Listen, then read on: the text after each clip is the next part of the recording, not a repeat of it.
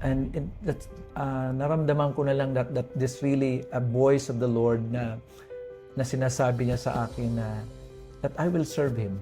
Yun, hindi nagkamali ang Panginoon sa dinadaanan ko ngayon because I know the Lord has a plan, has a purpose.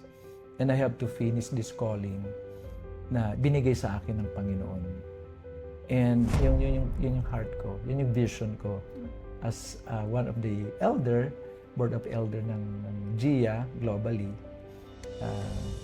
Matulungan natin yung mga pastors natin. Yes. So narinig niyo yun, mas marami tayong seminars and mga... mga pagkakataon sa buhay po namin. Dumating yung isip ko na sabi ko, parang gusto ko na rin sumunod.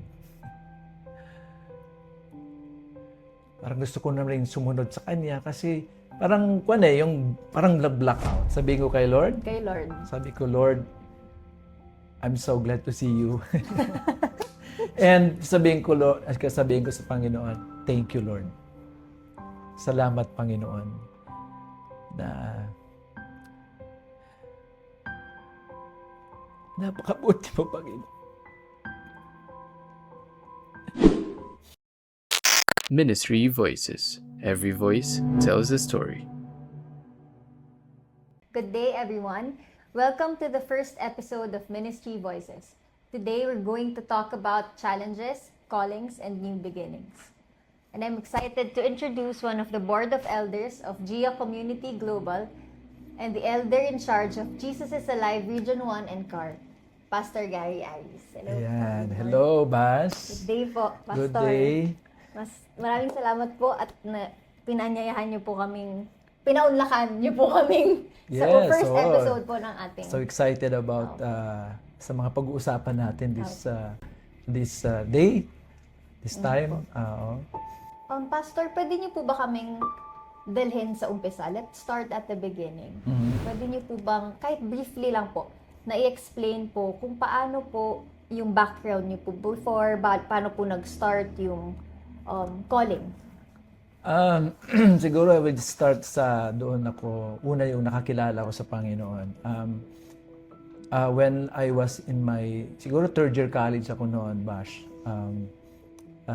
may lumapit kasi sa akin nung time na yun na he's a Christian and sinend niya sa akin yung gospel and then about Jesus. And then kasunod nun, nagkaroon kami kaagad ng water baptism for that one day, tuloy-tuloy yung aking yung journey ko. Doon nag-start yung faith ko as a born again Christian nung tinanggap ko si Jesus ng time na yon. Yun, tuloy-tuloy na ay naghanap na ako ng church and yung isang pagkakataon din yung pinsan ko din na nag-kuwan din sa akin, nag-encourage to attend the church. Yun, doon nag-start yung aking journey ng aking faith with the Lord. Grabe po talaga ang Lord, no? Parang He will surround you with the right people para po madala ka po niya sa presensya niya. Oo. So, meron po ba kayong moment, parang alam niyo po sa heart niyo na that is a God moment, na parang na-realize niyo na ay, ito talaga yung calling ko. Kasi noon, Bash, ako ay, noon pa man parang, kasi nung una, gusto kong magpare. Opo. Actually, yung una noon. Kasi may pinsan ako na, na nag-aaral noon sa pagkapare. And then, parang nagkaroon ako ng desire na mag-serve kay Lord. And then, si mama ko doon, mama ko din noon, is a missionary in parang organization siya na parang healing yata yung time na yun. And then sumasama ako sa kanya. Doon nag-start yung parang desire ko to really serve the Lord. Naglilid ako sa mga prayers sa bahay namin, and I'm so yung nandoon yung passion ko ba, nandoon yung desire ko na mag-serve sa Panginoon ang time na yon. Grabe, Pastor, napakaaga. Parang ngayon lang po ako nakakilala na talagang mula bata gusto nang maging pare. Yeah, maging Yes, maging priest. pare. Maging priest. So, from pare, naging pastor. I'm sure po, meron po kayong mga challenges na hinarap going into pastoral? Yeah, Yes yeah, po, oo. opo. Ano po, can you please share one or two challenges po na face nyo? Before that, siguro, Bash, is yung nagpasalamat ako sa Panginoon because siya talaga yung nag-lead sa akin into this calling. Nilagay niya ako dito siguro sabihin ko na tamang pagtawag sa akin ng Panginoon. And doon ako napunta as a pastor. Nung ma-attend na ako sa church, siguro mga 6 months pa lang ako sa church namin noon, ma-attend ako. Binigyan na ako ng mga responsibilities, like ako na nag-lead ng youth noon. 6 months pa lang ako noon, ha? Opo. Sa mga kabataan, so active ako noon sa church. Sabi nga ng mama ko noon, parang bahay ko na noon church eh. Kasi andun talaga yung passion ko na mag-serve sa ating Panginoon. And then naramdaman ko na lang na while I'm finishing my studies, nasa Fourth Year College na ako, and naramdaman ko na lang that this really a voice of the Lord na sinasabi niya sa akin na that I will serve Him. And I will serve Him. And yun, yung but as a pastor, yun yung nakita ko. And then after my college, my graduation, doon na, tuloy-tuloy na naging pastor ako. I went to the mission. Ang naging unang mission ko ay from Tubao, sa Tubao, La Union, ng time na yun. So, yun po yung challenge nyo, yung isa sa mga challenge nyo nung pagiging pastor po. Pero ano po yung pinaka mabigat po na hinarap nyo so far? Bilang ngayon po na pastor na po kayo na oo. Yung siguro, Bash, as I remember, isang challenge sa akin noon is, kung na ako I have my family na magsawa na kami ni Mami Rich nung time na yon. Ang challenge noon is yung siguro to be really a pastor is very challenging na yun eh. Yes. Pero yung time na yon na medyo nagkaroon na kami ng parang in need na kami, like may mga anak na kasi kami nung time na yon. Yung challenge siguro is yung parang siguro financially challenged kasi doon na kami parang nagpanic na paano yung mga bata, paano yung mga anak namin. Meron yung time na nag-isip talaga na mag-abroad si Mami Riz noon. Sabi ni Mami Riz noon is, ano kaya daddy na balik na lang ako ng Japan. Work lang. Kahit 1 month lang. Parang to help the ministry. Kasi yun yung challenge siguro doon. Nandun yung parang namin na yung on fire kami sa Panginoon. Pero yung resources. yung resources, yung gano'n na kasi yun yung isip mo na hindi ka na lang as a pastor to lead the church, pero tatay ka na rin, nanay ka na rin, you have their children, pakakainin mo, ang ganoon. So yun siguro yung na challenge sa amin. But God is good. Hindi naman kami pinabayaan ng Panginoon. Oo. Opo. Speaking of challenges po, if it's okay with you, Pastor, kung pwede po nating pag-usapan yung recent na challenge po ng family po ninyo, the passing of... Yeah, oo. Yan yung talaga ang pinaka-biggest talaga na painful challenge talaga sa amin. Yung pagpanaw, pag-alis ni Mami Rich. And until now, Bash, I will say 4 months na nakaraan, still we are nasa grieving pa rin kami. Masakit pa rin eh, very painful pa rin yung nangyari. I just want to share this kasi sabi ko nga na pag yung nandito ka na pala sa ganitong sitwasyon, parang talaga matitest yung faith eh. Kasi noon, nag-i-encourage kami sa mga ganito yung sitwasyon. But if you are in this place, grabe yung talaga impact noon na ako as really a pastor, yung sabi ko, malakas na ako, matatag na ako. Pero, hindi, talagang dumarating yung ganitong mga pagkakataon sa buhay po namin. Dumating bash na, dumating yung isip ko, na, sabi ko, parang gusto ko na rin sumunod. Parang gusto ko na rin sumunod sa kanya kasi parang parang blackout na parang wala ka nang dumating sa point na wala na akong parang gana na wala na siya, wala na yung mag-i-encourage sa'yo, wala na yung partner mo. Ano pa bang silbi yung ganoon? Ano ba yung silbi na gagawin ko yung mga bagay na ito? Dumating ako sa point na ganoon. Very painful talaga na maisip mo lahat yun. Maisip mo yung mga bagay na yun. Na parang ayaw mo na mag-give up ka na, ayaw mo na magpatuloy. Pero God is good no? God is good na nandyan yung grace niya, nandyan yung pangungusap niya sa'yo. He makes you understand yung mga pangyayaring ito, bakit nangyari itong mga bagay na ito. Ayun. So, yun nga, yung talagang masakit talaga.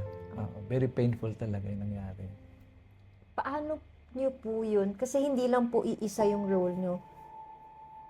Pastor, father ka din. Father, head of, again, Jesus is Alive Region 1, CAR. Tapos, relative. Paano niyo po yun na pagsabay-sabay while grieving yourself? Kasi hindi of course yung family po yung family niyo po very affected po kung ano po yung nangyari kay Pastor Richelyn. Amo.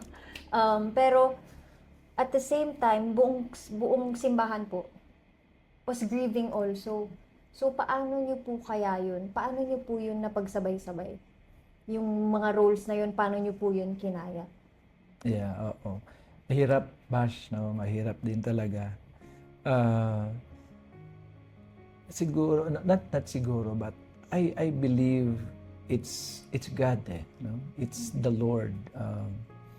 You have to really trust God in all these pains, in all these sufferings, in all these trials.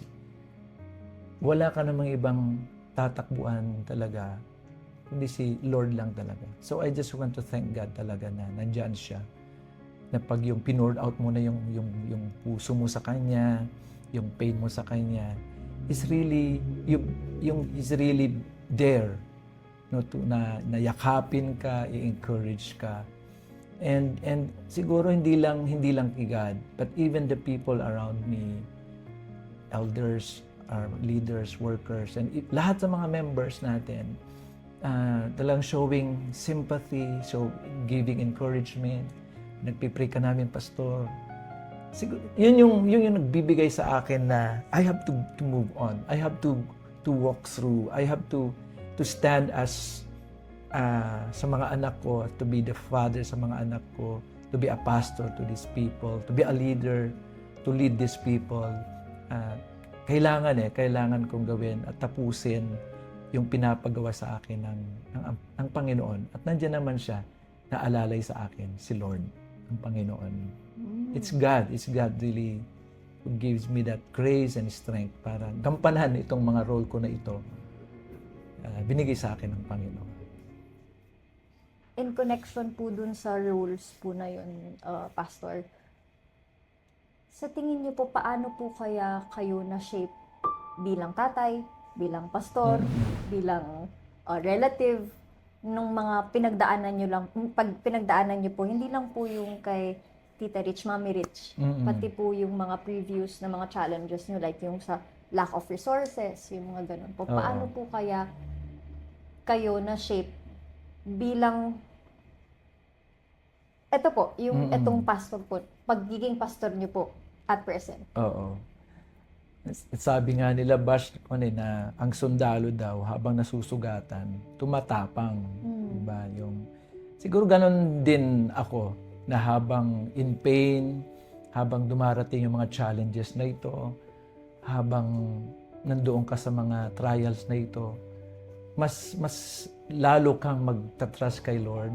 Mas lalo pa akong nag-trust kay God, mas lalo pa akong tumapang, bolder and stronger before the Lord. Kasi you experience that even in this pain, in the presence ng mga pains and trials and sufferings, the Lord is there eh. Hindi, yun naranasan ko talaga na hindi ako pinabayaan ng Panginoon. And I'm so thankful of this pain na, of all these trials and challenges na it will magiging aware ka that the Lord is there for me.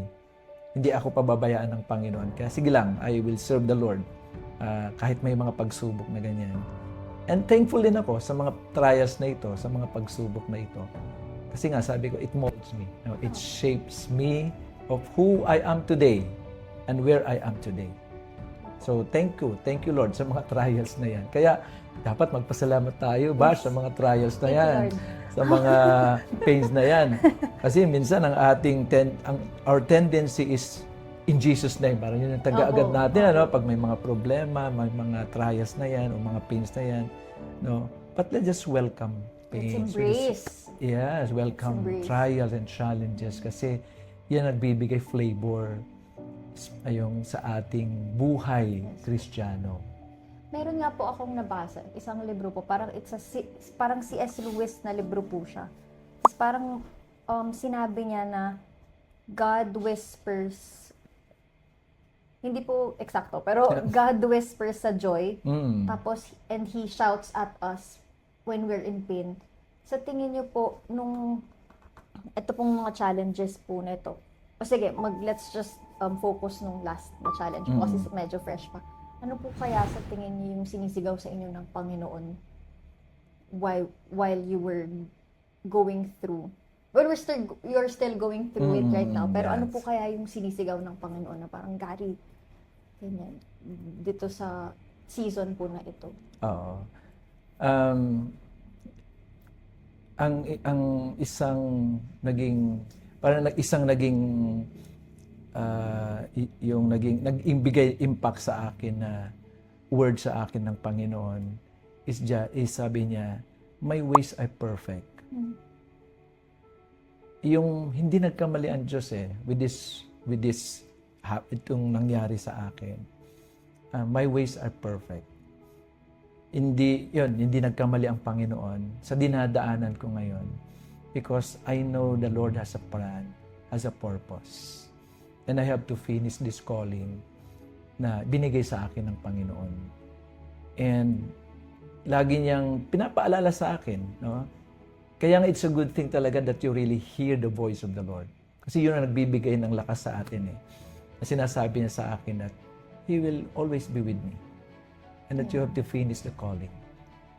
You have to finish the calling na binigay sa iyo ng ating Panginoon. So yun, and then yun, nandyan ako, andito lang ako. Ganyan.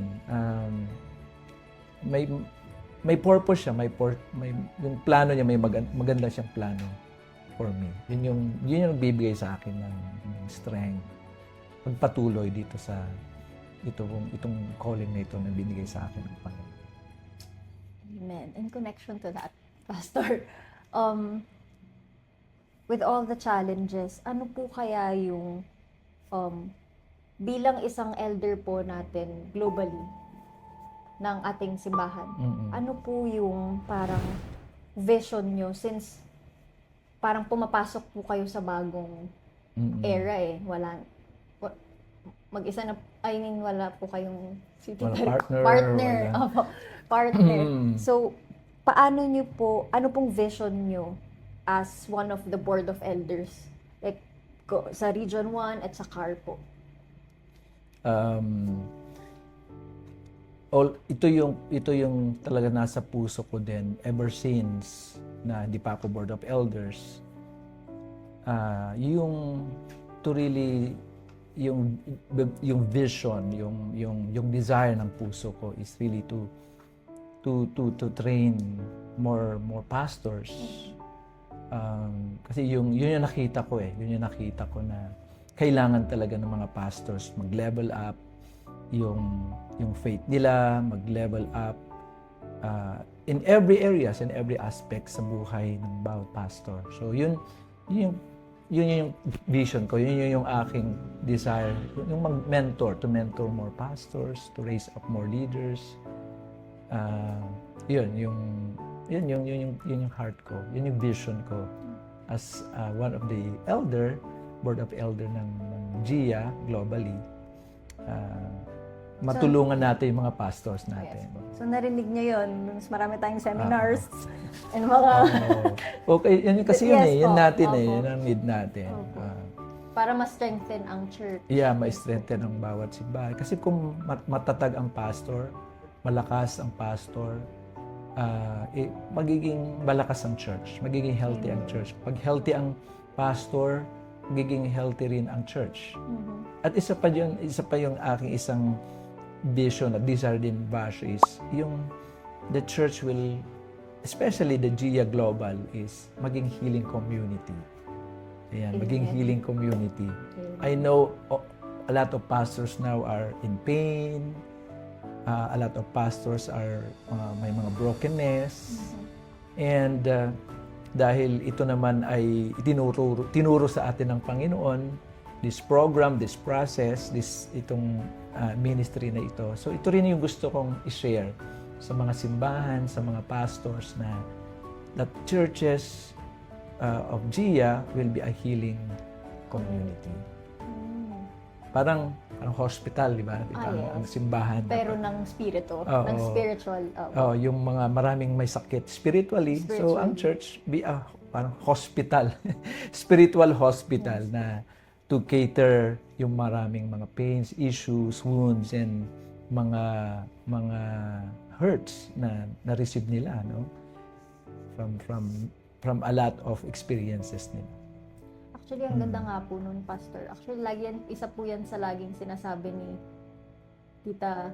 Pastora Rich before, na mag-intindihan kayo. Lagi yung sinasabi before. So, talagang isang mahalagang bagay talaga na, yes po, na magkaroon po tayo ng heart for healing instead of division, instead of conflict. Opo. And we really need that talaga. Yes po. Especially now, maraming temptations ng opinion from outside of the church na mga mahirap pag na-penetrate. Oo, kasi sa amin kasi in our observation as we dive in this ministry of healing, nakita namin na saan nanggagaling where are these pastors coming from, na minsan parang madaling sumuko sa buhay, madaling ma-discourage, madaling ma-offend, mga ganon. It's because of something is happening in their hearts. No? May mga heart issues, may mga wounds. No? Kaya minsan hindi ma-spelling yung ugali ng mga church members natin. And sometimes pastors din, leaders din. Bakit may mga ganitong behaviors yung mga pastors? It's because there's something happening inside. May mga hurts yan, may mga wounds yan. They really need healing of the hearts. Yan. Okay, ano pa? Bash? Ano pa mga tanong? Parang ginanahan yata ako. ginawa mo? Sige, mag-usap mo tayo. More. Ano ba? Siguro na lang po, Pastor. Meron ka po bang advice sa... I'm sure may makikinig po dito, katulad po, ginagampanan din po yung mga roles nyo, father, minsan son, marami po tayong, iba't iba po tayo ng roles sa buhay. At iba-iba rin po yung viewers natin today. Ano po kaya yung advice na ibibigay niyo po sa kanila? Parang words of encouragement po. Sa mga tao po na same calling as you po, or who are going through the same challenges you went through. Ano po kaya yung pwede niyo pong masabi po sa Christianity is responsibility.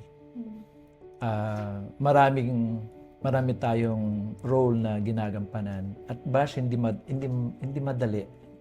Hindi madali. And that you have to go through with a lot of experiences. Obey lang.